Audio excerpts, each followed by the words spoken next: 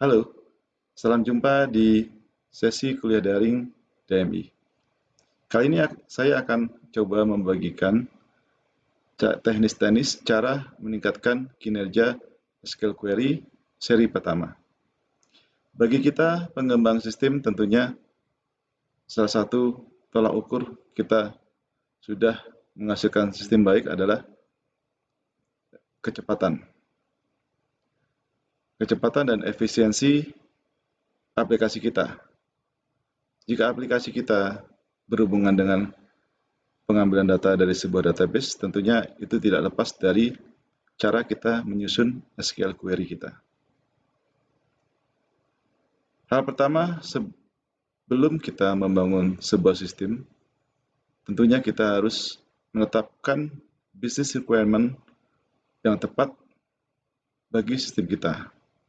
Hal itu tidak mudah karena tentunya kita harus berdiskusi dengan para pemangku kepentingan, apa, mengapa, dan untuk apa sistem itu dibuat. Setelah itu baru kita boleh mulai untuk mengembangkan aplikasi kita. Kalau dalam pengembangan ternyata business requirement masih berubah-ubah, tentunya akan membuat aplikasi kita dan SQL query kita menjadi tidak efisien. Karena akan terjadi perubahan, juga mungkin tambah sulam di dalam SQL query kita atau aplikasi kita. Nah, itu adalah dalam sisi pengembangan secara umum aplikasi yang harus kita tetapkan terlebih dahulu. Nah, untuk secara teknis SQL query, kita akan membahas beberapa hal yang harus diperhatikan agar SQL query kita menjadi efisien. Yang pertama adalah gunakan select fields atau select yang menentukan kolom-kolom apa saja dibandingkan kita menggunakan select bintang. Jika kita menggunakan select bintang, maka kita akan mengambil semua kolom yang ada di dalam tabel tersebut. Nah, ini tentunya tidak efisien dan juga akan memakan resources server yang sangat besar jika kita mengakses sebuah database dengan tabel yang sudah memiliki jumlah data yang sangat besar. Nah, untuk menghindari hal ini tentunya kita harus menggunakan select dan menentukan kolom-kolom apa saja yang akan kita kehendaki. Nah, ini akan menolong kita untuk menghemat resources yang ada dan juga mempercepat jalannya query kita. Kemudian yang kedua, hindari penggunaan select distinct. Nah, ini guna select distinct itu untuk apa? Nah, ini distinct adalah untuk menghilangkan jika ada duplikasi atau data yang mirip sama di beberapa baris. Nah, dengan distinct itu akan dihilangkan dan akan menghasilkan baris-baris data yang tidak sama atau unik. Nah, ini tidak efisien. Contohnya adalah jika kita mengambil data dengan nama, kemudian ada state atau provinsi, dan kita menemukan adanya nama yang sama di dalam provinsi yang sama, dan kemudian kita memilih distinct untuk menghapus duplikasi itu, maka ini tidak akan menjadi efisien. Cara yang tepat adalah kita harus memunculkan data-data lainnya agar membuat data yang dihasilkan tidak duplikasi. Misalnya kita menambahkan alamat, kota, kemudian kode pos. Nah, ini bisa jadi dengan penambahan ini data akan tidak terlihat terduplikasi. Kemudian ada contoh lain di mana kita akan membangun query dengan banyak table, di mana kita tidak menguasai relasi ID di banyak table tersebut. Kita membangun query dan kemudian kita mendapatkan bahwa data tersebut menjadi duplikasi. Cara yang termudah adalah kita menambahkan distinct, sehingga data tidak akan duplikasi. Namun ini bukanlah cara yang baik, karena cara ini akan membuat server menjadi bekerja dengan tidak efisien. Nah, cara yang benar tentunya adalah kita harus mengetahui dan mempelajari relasi apa atau key apa yang tepat untuk menghubungkan tabel-tabel yang kita gunakan hingga bisa membangun sebuah query yang baik. Yang ketiga adalah gunakan penggabungan atau relasi dengan menggunakan statement inner join dibandingkan dengan menggunakan where. Jika kita menggunakan where, itu sama saja dengan kita menggunakan join Cartesian. Join Cartesian itu apa? Join Cartesian adalah sebuah penggabungan query di mana dia akan mencari kemungkinan kombinasi, seluruh kemungkinan kombinasi yang memungkinkan. Misalnya kita memiliki dua buah tabel yang masing-masing memiliki 1000 baris data, maka dengan join Cartesian akan berusaha menghimpun kombinasi yang ada, yaitu sebanyak 1 juta baris data terlebih dahulu, untuk kemudian difilter untuk menemukan data yang sesuai dengan kita kehendaki. Nah, ini sangat tidak efisien. Nah, jika kita menggunakan inner join, maka data maksimum yang akan dihasilkan adalah sebanyak 1000 data dengan data yang mempunyai relasi di antara ID kedua tabel tersebut. Nah, ini lebih efisien. Yang keempat,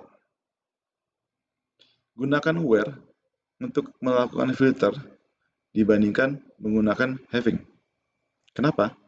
Karena perintah where akan dilakukan terlebih dahulu dibandingkan perintah having. Nah, ini contohnya adalah jika kita menggunakan having, maka data yang akan diproses akan diambil semuanya terlebih dahulu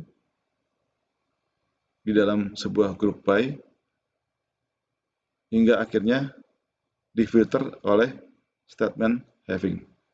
Ini tidak efisien. Sedangkan untuk penggunaan where, kondisi data akan difilter terlebih dahulu oleh statement where sebelum dilakukan group by. Namun perintah having bukannya tidak perlu untuk digunakan. Penggunaan having yang tepat adalah untuk memfilter adanya fungsi agregat atau fungsi penjumlahan. Nah, dalam contoh kali ini adalah jika kita memiliki data dan kemudian kita ingin mengambil data di antara tanggal 1 Januari 2016 sampai dengan 31 Desember 2016, kita gunakan filter tanggal tersebut menggunakan where. Dan kemudian di antara tanggal tersebut ternyata kita memiliki kondisi ingin mengambil data di mana customer tersebut dilayani oleh minimum lebih dari 5 sales. Nah, ini karena minimum lebih dari 5 sales adalah fungsi agregat, maka kita di sini menggunakan fungsi having. Yang kelima, gunakan wildcard hanya di akhir frasa saja. Kalau kita melakukan pencarian data dengan wildcard di awal dan di akhir, artinya kita akan mencari data yang mengandung kata yang kita tentukan di dalam wildcard tersebut. Nah, ini tidak efisien karena seluruh data akan dibaca oleh query untuk mendapatkan kondisi yang kita tentukan. Nah, ini tidak efisien. Sebaiknya kita mencari data dengan menentukan huruf di awal kata pencarian. Jadi kita tentukan, sebagai contoh adalah kita akan mencari data kota dengan diawali dengan kata ban. Nah, ini lebih baik. Jadi kita hanya menggunakan wildcard di bagian akhir saja. Yang keenam, gunakan limit atau top untuk membatasi hasil pada sampel atau testing query. Nah, kalau kita sedang melakukan development dan kita sedang mencoba merangkai sebuah query dan kita ingin memeriksa apakah data yang dihasilkan oleh query tersebut sudah tepat, nah kita jangan setiap testing query kita tidak membatasi jumlah barisnya, karena kan kita hanya ingin mendapatkan sampel dari data yang atas query yang sedang kita bangun. Nah, ini untuk membatasi hasil baris data, kita dapat menggunakan limit yang dapat digunakan di database Postgre, kemudian top yang dapat digunakan di database SQL Server, dan juga row 6 yang bisa kita gunakan di database Oracle. Yang ketujuh, kita harus menggunakan indeks yang tepat. Nah, jadi kalau kita menggunakan statement untuk memfilter data yang kita cari, sebagai contoh adalah kita sedang mencari data dengan tanggal 1 Januari 2016 dan tanggal 31 Desember 2016. Jika data kita banyak, tentunya query kita akan membaca data dari baris pertama hingga baris terakhir nanti, tentunya akan memakan waktu yang sangat panjang. Nah, dengan kita membuat indeks, sebagai contoh adalah kita membuat indeks pada kolom last sales date yang kita memang gunakan pada statement where kita. Nah, ini dengan membuat indeks, maka query akan membaca terlebih dahulu di urutan katalog indeks yang kita buat, baru kemudian akan menuju ke data yang sebenarnya. Nah, ini mirip jika kita sedang mencari buku di dalam perpustakaan, tentunya kita kalau langsung menuju ke rak-rak buku, mencarinya di sana tentunya akan sangat lama dibanding kita mencari terlebih dahulu dengan di buku katalog yang tersedia, yang sudah diurutkan. Nah, ini fungsi indeks adalah seperti itu. Namun, tidak harus kita setiap query yang kita bangun harus membuat indeks, karena indeks mempercepat pencarian, tetapi akan memperlambat proses insert dan update. Karena dengan adanya indeks, maka jika kita mengubah sebuah data, maka proses tidak hanya mengupdate data tersebut, tapi juga harus mengupdate katalog dari indeks yang ada dalam tabel tersebut.